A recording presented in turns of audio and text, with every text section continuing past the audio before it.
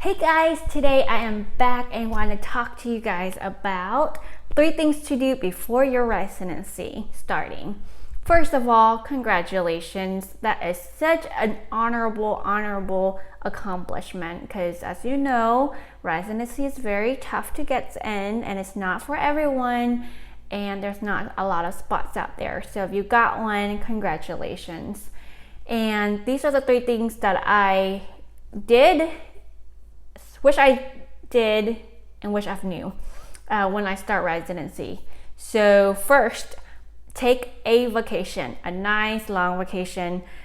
Based on when your school finish, I hope you already start planning really early on a nice, at least 2-week vacation to go wherever that your heart desire. Because guess what? During residency, you don't really have a vacation. You may be able to take a few holidays here, like Christmas, Thanksgiving. Again, it depends on the location and how far you are from your home that you may have to travel back. So, AKA during residency, your first year or even your second year, vacation may not be there in terms of you may take a day here and there, but not like a week, whole full week or 2 weeks because you're constantly on rotations. There's not a break and you can't miss out on X number of days on your rotations because it's a requirement. So the best time to go and get a vacation is right after graduation and right before you go for your residency. I took a 5-week rotations to Vietnam.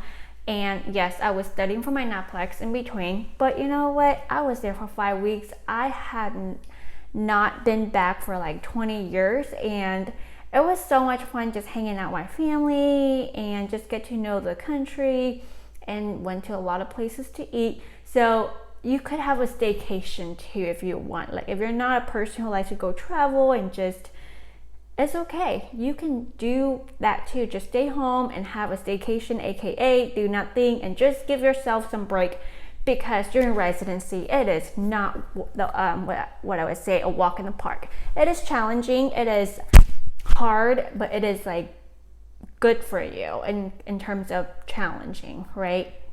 So I would recommend for you to spend quality time that you need with your friends, with your family members, before you start your residency, first year or second year. The second thing that I wish I had done is that coordinate a time to meet with my co-residents ahead of time. Of course, on your first day of orientation, you guys can get together and do happy hour, but it's just always nice to set up a group like on Facebook or do a, what's the other app? WhatsApp or just Instagram, just a way for you guys to have your own solo group and start coordinating, talking. Who knows, you guys could be roommates if you guys are moving from out of state. So your next question is, how do I get their contact information? Glad you asked. So the best way is to reach out to your residency coordinator / preceptor, not preceptor, residency coordinator or director, and ask them if they can share their the contact information of all the residents that will be in your program. And once you get that, just compile an email, say and introduce yourself. Hey, my name is Ann. I'm gonna start residency with you guys. Would love for us to exchange information, phone number, Facebook, whatever, and then just take it from there and have fun at it. Again, especially if you are from out of states, it'd be a great opportunity to connect with some local individual, and they can kind of tell you the land of the lay of the land, lay of the land, and just to help you with anything in terms of from a local perspective, right? Because they have lived here for years, they know what they're doing, they know where things are, so they can kind of give you some rough estimates on certain things if something's too high or certain area that you should avoid or certain areas you can stay with. So there are a lot of opportunities for you to do that beforehand. So that takes me to my third point, things that I wish I've known when I was doing my or before I start my residency is looking at your licensing. Lucky for me, I was an in-state resident, so from a licensing standpoint, it was not as complex where for some of my out-of-state partners, they have to either reciprocate or take another MPJE test. And for me, I actually waited too long for registering for my test, like my NAPLEX. Hence, I had to go to another city to take the test. So really planning out the licensing, like make sure you talk with your program, asking them what date do they require you to have your full pharmacist license, and make sure you work backward from then and give yourself some buffer room just in case things happen, right? You gotta plan for the worst when it comes to all these tests, because you want to make sure that, let's say if there's a hurricane or a flood or a fire, things got canceled. So give yourself at least 2 to 3 months buffer room from the actual deadline to take your law test, your NAPLEX, all that.